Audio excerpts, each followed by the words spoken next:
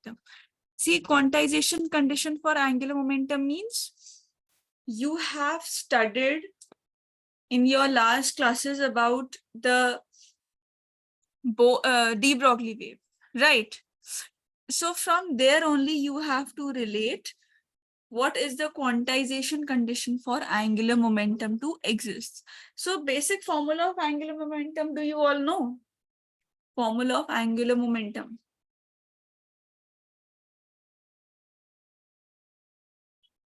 See, mass into velocity is momentum, linear momentum. Angular momentum, I'm asking. It's the rotational analog of momentum. That is correct. Rotational analog of momentum. It is the rotational analog of momentum. But the basic formula, see, MVR, mass into velocity. MVR, yes, Donna, correct. It is MVR, right? So now see how to identify that Bohr's quantization condition of angular momentum. Basically, we had done de Broglie hypothesis in the last class that showed us that electron is also associated with a wave character. So circular orbit can be taken into stationary energy state only if it contains integral number of de Broglie wavelets. For example, it means this. Here you have different circular orbits. All these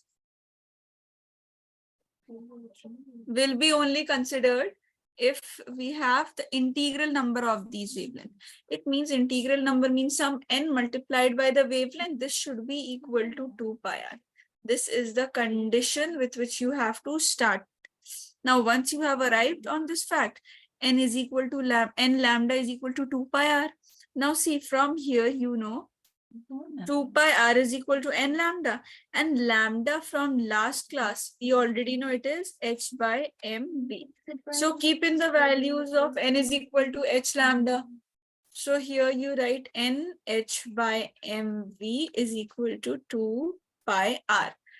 Let's just shift certain things. Let's just bring this mv here and shift this 2 pi here. So that will make it mvr is equal to nh by 2 pi. This is mvr is equal to nh by 2 pi. This is the condition which we call as quantization condition. Why? Because here n has to be a specific number, 1, 2, 3, 4, 5, 6, 7, any condition. This is known as Bohr's quantization condition for angular momentum. If this is asked to you, you will have to mention this. This is Bohr's quantization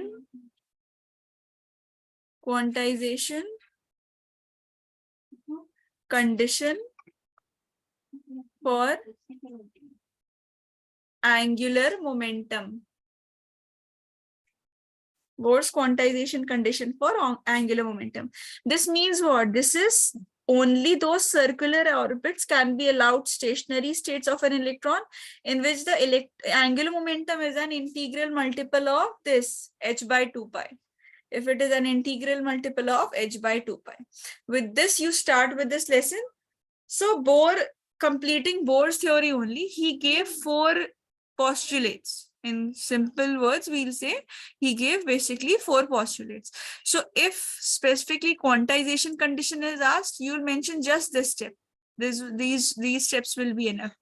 So postulates for hydrogen atom. He took hydrogen atom, he considered hydrogen atom and gave rest of his postulates. Now see here. Just a second. Now see here. First postulate that he gave was that an atom consists of a small, massive central core, you can say central core, which is the nucleus, around which like planetary electrons revolve. The way the planets revolve around the sun. Similarly, the electrons revolve around a massive core structure, which is known as the nucleus.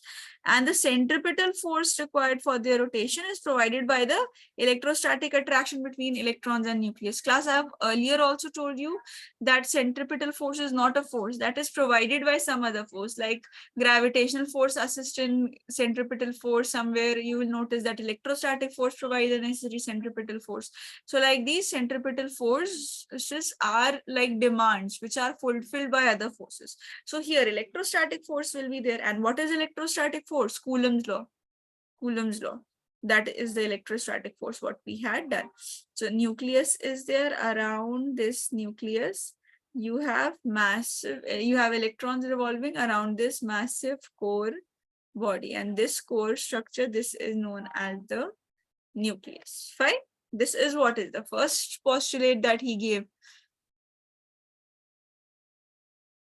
Then second postulate was quantum condition. Quantum condition is this only, that of all the possible circular orbits allowed by the classical theory, the electrons are permitted to circulate only in those orbits in which angular momentum of an electron is what? Integral multiple of h by 2 pi.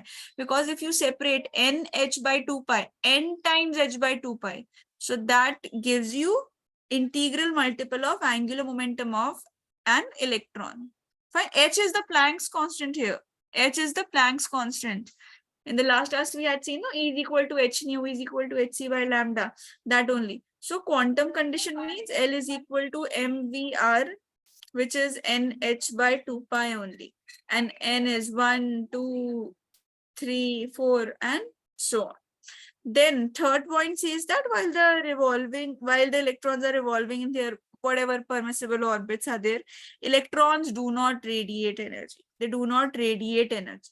And these non-radiating orbits are known as stationary orbits. These non-radiating orbits, these are known as stationary orbits. And finally, the last postulate that was given, the last postulate has frequency condition. Frequency condition means, see, this will be the nucleus. This is the first orbit. This is the second orbit, third orbit, like this. So electrons have a tendency to jump from one higher orbit to lower orbit or lower to higher. And your entire atomic concept and atomic physics is based upon this concept only. Like an electron will jump from a lower state to a higher state, or it can jump back to the lower state, not the nucleus till the first step. Okay. And class, when this occurs, either when it is going up to down or down to up, both the ways it will radiate energy. E is equal to h nu. And how we'll calculate that, we'll see later on. If it is final energy minus initial energy will give you the change in energy, and this is frequency only. This is Planck's constant, this is the energy difference. These four conditions are very important. Noted till here, class. Then I'll discuss the Bohr's theory of a hydrogen atom. That is also very important. Noted from you. Any doubts you have, ask me right now.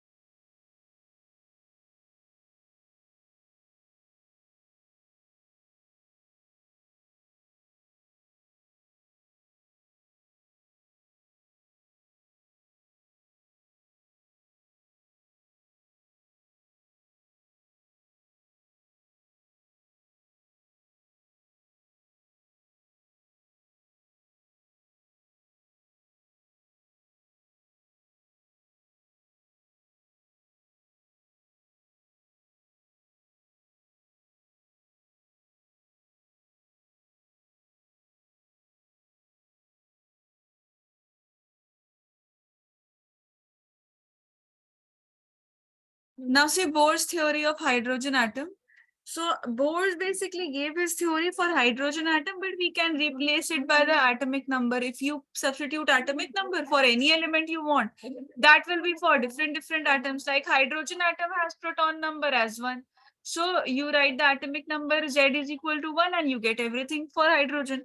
If you so as you will keep on changing the values for the atomic number, the proton number which is present, for every atom you will be getting its separate formula. Every atom you'll getting its separate formula for radius, for velocity, for energy, depending upon number of orbit and atomic number.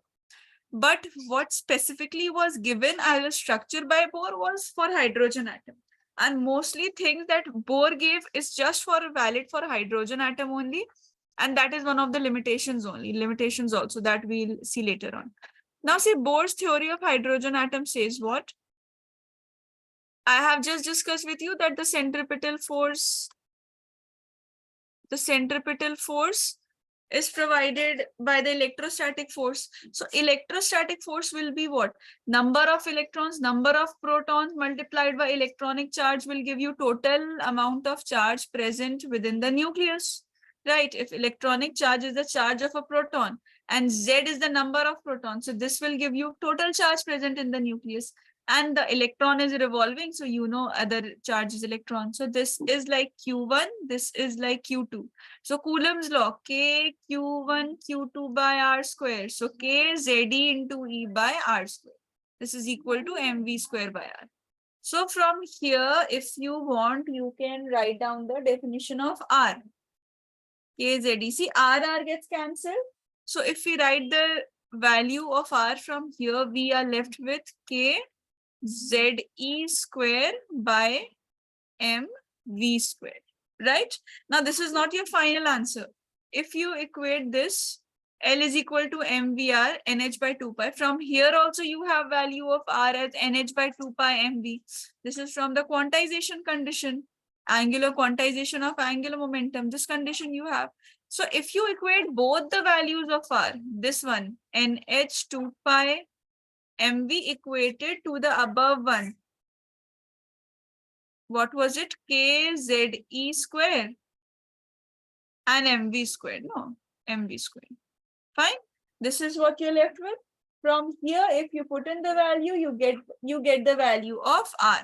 Right. NH by 2 pi MV. You have equated it to KZE square by MV square. Understood? So now some things can get cancelled. I think mass will get cancelled. One velocity will cancel this. Right. So velocity will be equal to, see, velocity will be equal to K ZE square. Then this 2 pi divided by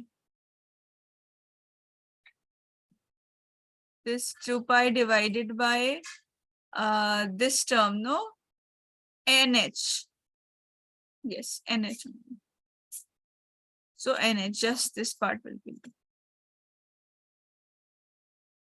So this is the formula of velocity, K ZE square 2 pi divided by NH. Clear? Now see, if we keep the value of velocity here to find out the value of R. Velocity, we have it now, NH by 2 pi MV. V we can substitute by placing the values of V which we have just obtained. So now see here. If you put in the values, you will get R is equal to NH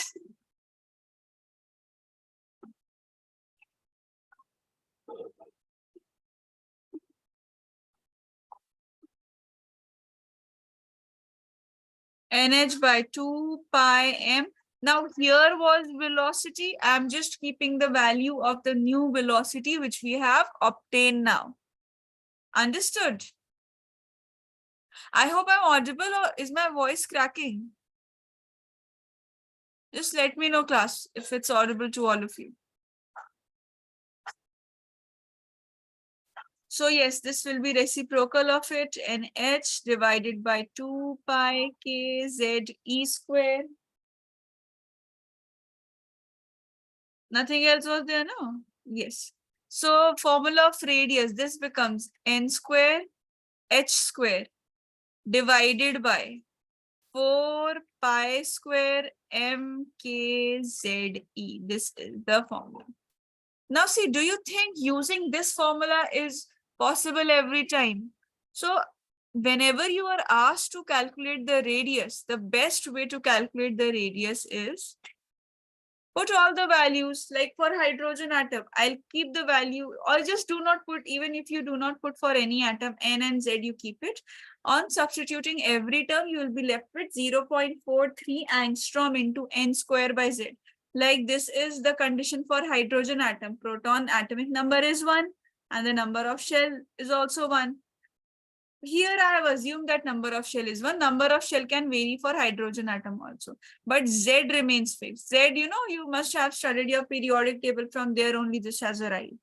So R is equal to 0.53 n square divided by Z for any atom. If you want to find out the radius of any atom, this is for the radius of any atom. All right. Class, in the last class, also we did kinetic energy and all these energies we discussed in brief. So see, here also kinetic energy's formula is half mv square. And now you know the formula of kinetic. Now you know the formula of velocity. So same thing if you substitute it here, no, or even if you do not substitute it, you get it. See, half mv square is there, right? Half mv square is there. Do one thing. To get half mv square, here, this is kzd square by r. This is mv square, right? mv square on one side and the other side has kzd square by r. If I multiplied by half here and half here, that won't make any difference. And this I am getting it as kinetic energy, means this term I get it as kinetic energy. That's what has been written over here. Kinetic energy will be kzd square by 2r. This is by just multiply half on both sides. You multiply half on both the sides, you will obtain this. Now you know that potential energy is twice negative of kinetic energy. So multiply this kinetic energy with 2. So you will notice that this denominator 2 will get cancelled and a negative sign will come. So here when you will write it, minus kzd square by r, this is potential energy. So potential energy is negative twice of kinetic energy, that is minus kzd square divided by r only. This is potential energy. And total energy is just negative of kinetic energy. Total energy is negative of kinetic energy. The questions are not asked directly from all these, but you are asked to write about the relations, to derive all these. So in your theory part, these are come. The derivations are usually asked, like write the formula for kinetic energy, potential energy, total energy. These are asked. All right, note it down. Then we start with spectral series of hydrogen. First, tell me, is it clear till here? I'm repeating once more. Bohr's theory of hydrogen atom. You equate, because the necessary centripetal force is provided by electrostatic force. So when you equate it, you get the formula of radius. And you also have the formula of radius for quantization condition of angular momentum from here. So you equate both of these and get the value of velocity. While placing the value of velocity in the radius's formula, you get the complete proper value of radius. For your numericals, you can use 0.53 n square by z. And kinetic energy is also obtained, and potential energy is obtained, which is twice negative of kinetic energy, and total energy is negative of kinetic energy. Tell me, class, is this clear to all of you?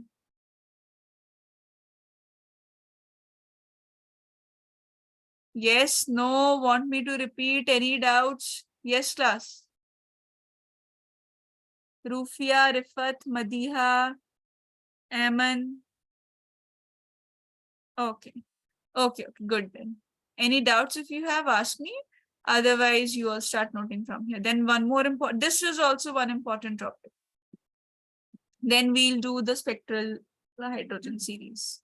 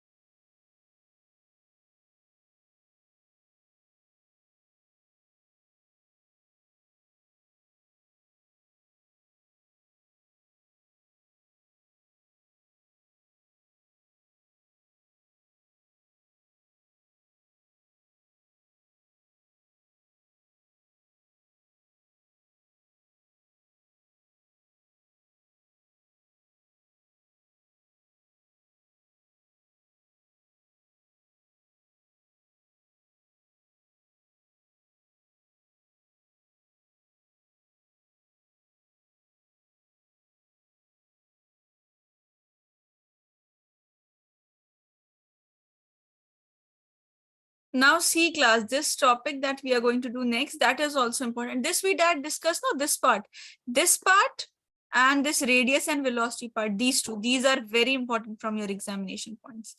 Now you have certain spectral series of hydrogen.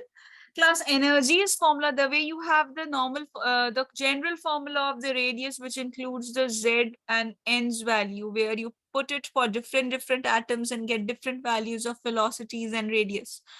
Here, this formula minus 13.6 Z square by N square electron volt will give you different values for the energy in terms of electron volt. Please class, remember that this unit is electron volt only. If you have to convert it, you have to write it something else, you have to convert it. You know how to convert 1 electron volt. I have discussed it with you, 1.6 into 10 to the power minus 19.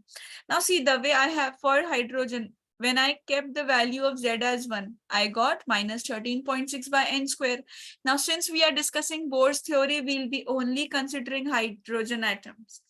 Now see, put N as 1, you get minus 13.6 electron volt. You put N as 2, I'll show you this. Here. This is the general formula of energy. So energy 1 is minus 13.6. Class till 6th energy, no, till here. This 6th energy, please remember these values. Because in your calculations, in your examination, you will be getting all these values. Not to write it directly, but it will save time, because when we'll do numericals also, you will realize that energy 2 minus energy 3, you have to write it somewhere you have to write energy 5 minus energy 1. So first you will calculate it, what is E5, putting the value of N, Z and checking what is E5, then for E2, then subtracting. It's better if you learn it till E6 at least. That will just help you. See, E1 you already know, minus 13.6 electron volt. 2, 3, 4, 5, 6, at least you remember. Till 5 minimum you should remember. So E2 will be when you put minus 13.6 divided by N squared. Now N is 2, so 2 square will become 4. You get minus 3.4 electron volt. For E3 you get minus 1.51 electron volt. For E4 you get minus 0.85 electron volt. For fifth one, that is divided by 25, you get minus 0.54 electron. And 6, that is divided by 36, you get minus 0.38 electron. So this is regarding the energies. Now see, you have a formula, Rydberg's formula. Why we are doing these topics? When we'll move on to the spectral series, this will be helpful. See, this is not velocity. This is angular wave number. Here a constant you put RH, this is known as Rydberg's constant. This formula is known as Rydberg's formula, and this constant is Rydberg's constant multiplied by 1 by N1 square minus 1 by N2 square. This means these are different orbits of atoms. So let's say this is N1, this is N2. So from N2, electron is going to N1. So you will write N1 by N1 square minus 1 by N2 square. All this term will be equal to 1 by lambda, which is the need of the hour. We have to calculate wavelength everywhere. So if you know from where the electron, by which orbits it has traversed, it has jumped, you can easily find out the values of wavelength. So lambda here over depicts the wavelength. And the Rydberg's constant, which is a constant that comes in place of this formula, is 1.0973 into 10 to the power 7 meter inverse. So you get the formula of wavelength. Angular wave number is not very important for you to remember, but 1 by wavelength, 1 by lambda is. Now coming to the series. So this is clear, electron jump, electron move from higher energy state to lower energy state or lower to higher, as discussed. Now see, if the electron move from infinity or any of the layers, any of the orbits, let's say 5th orbit, 8th orbit, 100th orbit, infinite orbit, any orbit, but the final orbit in which the electron is landing is the first one. See, these are all 1, 2, 3, 4, 5, 6 I have written. From any of it, any of the orbits, let's say 5th orbit, 6th orbit, 7th orbit, 2nd orbit, 3rd orbit, 100th orbit, 1000 orbit, infinite orbit, but finally it is coming to first orbit. So among N1 and N2, N1, you know that in the final orbit in which it is coming, the first smaller orbit is F1 fixed, and N2 can be any orbit. This series is known as Lyman series. This series is known as Lyman series. So N2 is equal to 2, 3, 4, 5, anything. But N1 remains 1 only. N1 will always remain 1. And the wavelength that emits when the electrons jump in the Lyman series, these fall in the UV region of electromagnetic spectrum. We did the electromagnetic spectrum, no? Where we had all the wavelengths and the frequency. So this frequency and wavelength lies in the UV region of electromagnetic spectrum. Coming to if it resides and the first final orbit is your second orbit, not the first one, second orbit from any of the layers, any of the orbital layers. That series is known as Bohr series. So for Bohr series, this I'll tell you first excited and ground state, don't look at that. So N1 is 2. This is fixed now for this, but N2 can be 3, 4, 5, 6, any of it. And the wavelength that emits over here lies in the visible region here. Then again, if any orbit, infinite, 100th orbit, fifth orbit, any fourth orbit, but it comes back to the third orbit, this is fixed, then we call this as Paschen series. And if it comes from any of the orbits and lies, if it comes to any of the orbits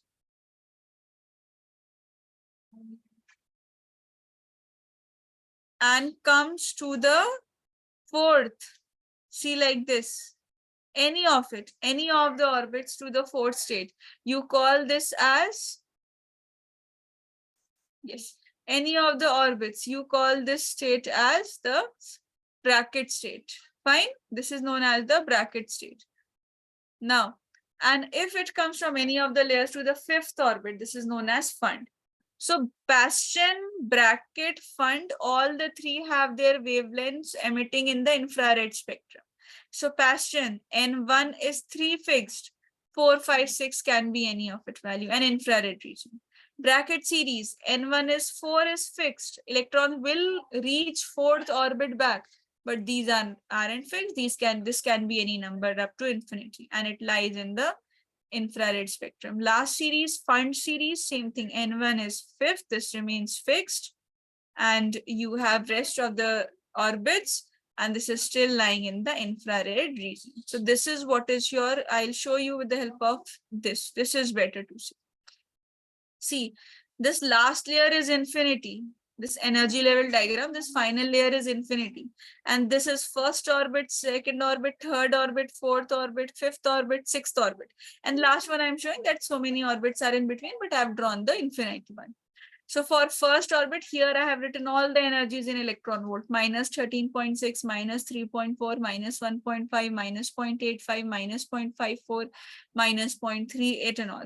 So you can see for Lyman series, all the wavelengths are coming either from infinity, sixth, fifth, these are different. N2 is different here. Even it is coming from second to one, but see here, final is fixed. Every electron is returning to the first orbit. Secondly, this is for Bohr series. Every electron is returning to the second orbit. This is third one is Paschen series. All are returning to third orbit. Second last one, all are returning to fourth orbit, bracket series. And finally, the last one, which is where the orbits return from any of the states, infinite or sixth to the fifth one, you call it as fund series. Lyman has UV ray spectrum, Bohr has visible spectrum, Paschen, bracket, fund, all these three have their electrons radiating energy which lies in the electromagnetic spectrum of infrared region, matching its wavelength and frequency. Clear? And this energy part I have told you. Then class, these are limitations of Bohr. This will let me tell you, because these are very easy limitations of Bohr atom. First thing, those spectral lines are clear to you? Or should I repeat it once more?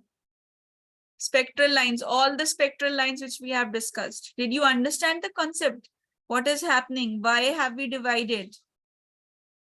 Clear? Want me to repeat? Response?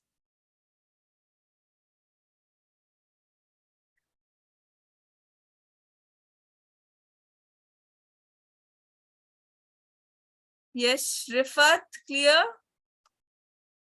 Rufia understood. Okay. Aman, I hope it's clear to you.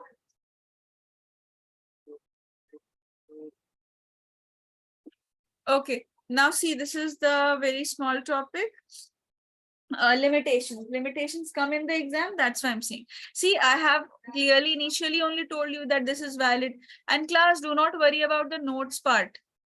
These are limited in written in words only, no? So in your notes which I have sent you, the handwritten notes on WhatsApp, those have these all these written in detail. Just understand over here and you can refer to these notes while studying with those handwritten notes which I have sent you on WhatsApp.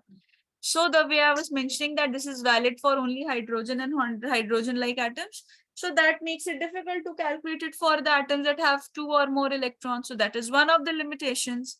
Second limitation is that all these spectral lines that are present, which we have just now studied, every of it has different frequency. Right? It has, means the group of closed line, they have slightly different frequencies. So these could not, Bohr's theory could not explain this fact, why they are having different frequencies. So that's why we classify, we put it under the limitation. Secondly, it gave every concept of circular orbit. It gave every concept of the circular orbit only. See class, orbit can be elliptical also. So what will happen in an elliptical orbit? That is not given clearly by Bohr. And despite studying everything, despite de Broglie giving wave-like properties, Bohr didn't consider wave-like properties. Do you ever see, did you ever hear, did you notice this fact that when we were studying every point, we never considered wave properties? We just had the de Broglie's wavelength, otherwise we didn't consider it. So wave properties were missing, right? Wave properties of for spectral lines were missing. And finally, you have two effects. One is known as Zeeman effect, one is known as Stark effect.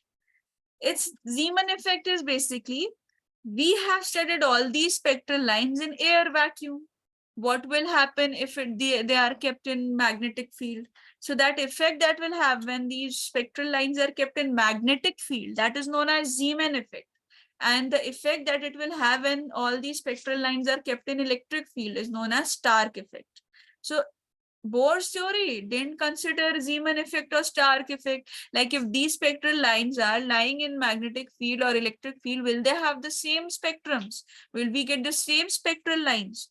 Will we have these frequencies only or these sections from the electromagnetic spectrum only? There wasn't any answer to any of these questions. So that's why we consider many limitations of Bohr's postulate. So limitations are also asked in the exams with proper separate question as the limitations of Bohr atom. So note down these points from here. Any doubts you have, ask. Get it clear right now. This was the major topic of this lesson.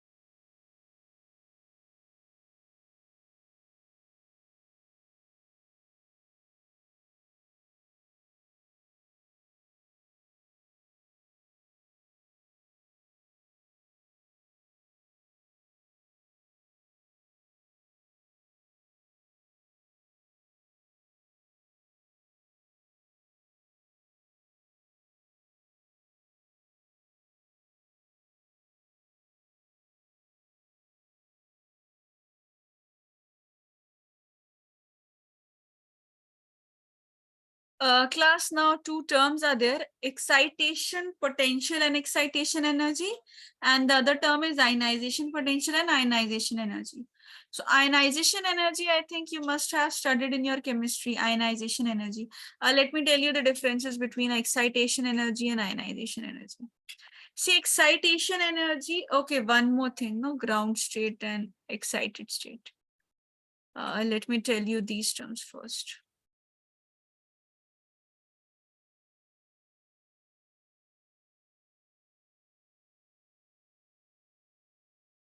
Class, see one thing. Some terms are definite, like n is equal to 1. This you can call it as the first orbit. This first orbit is also referred to as the ground state.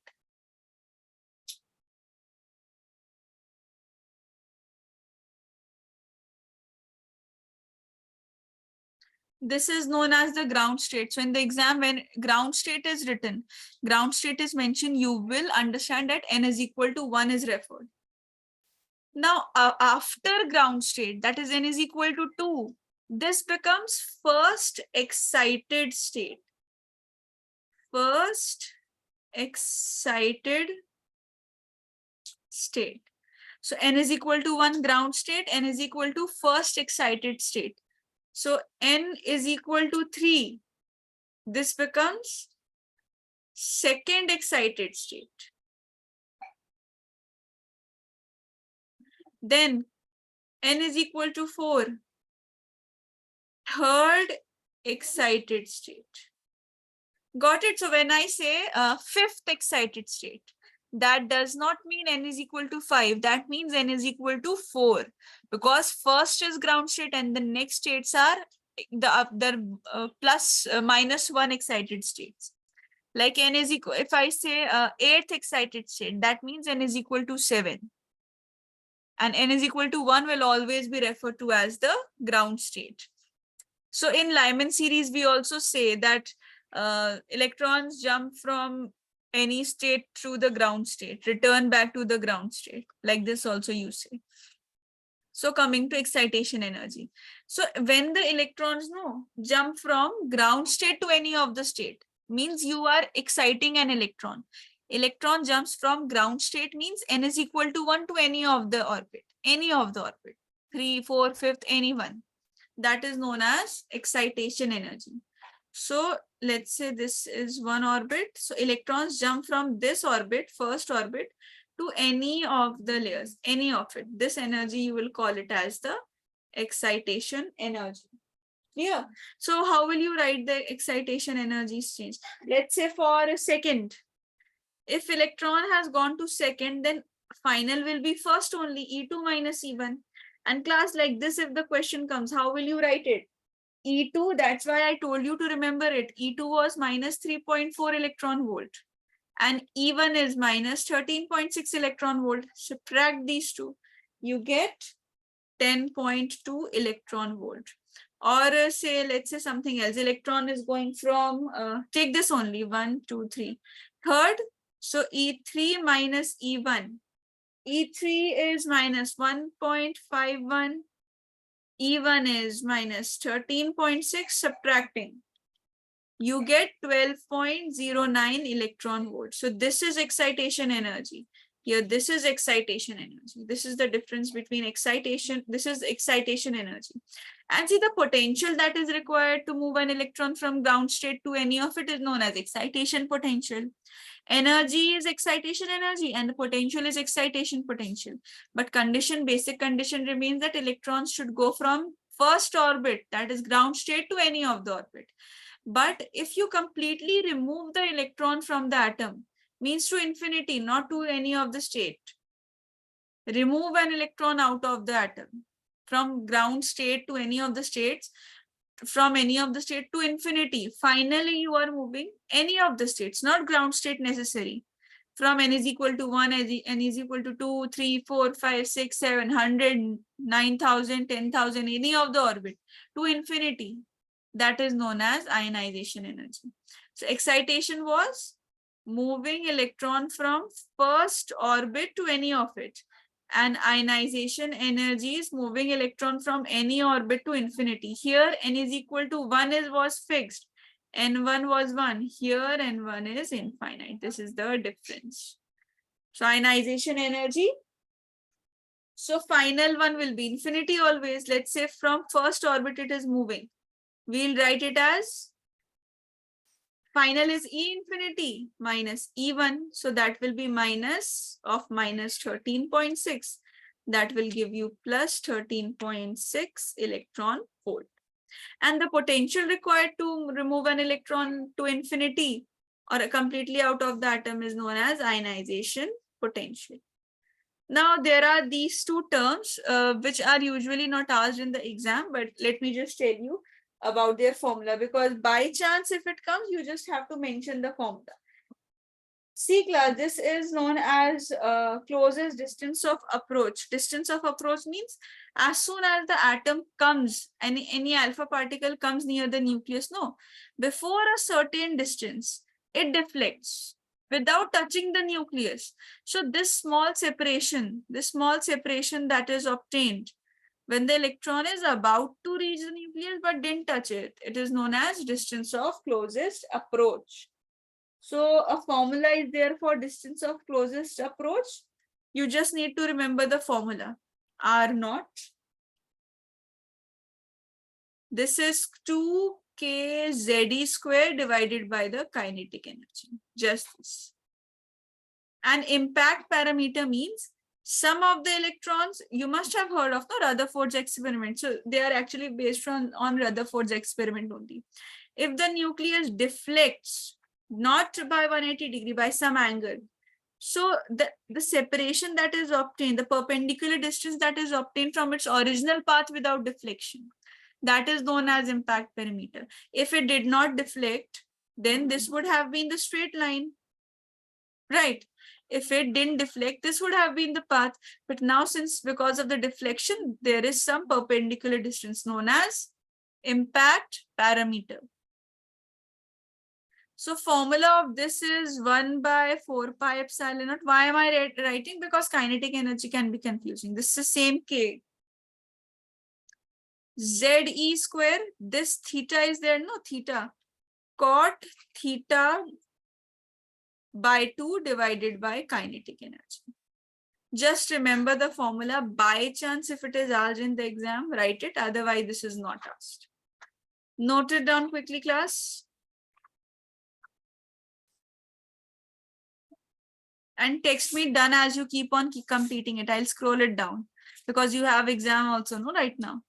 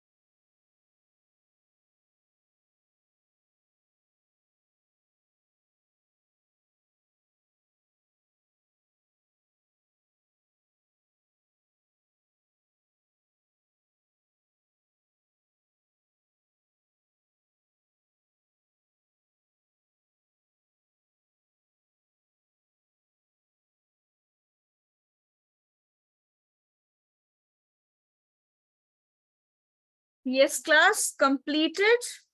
If completed, you all can leave. Now we'll continue on Tuesday at the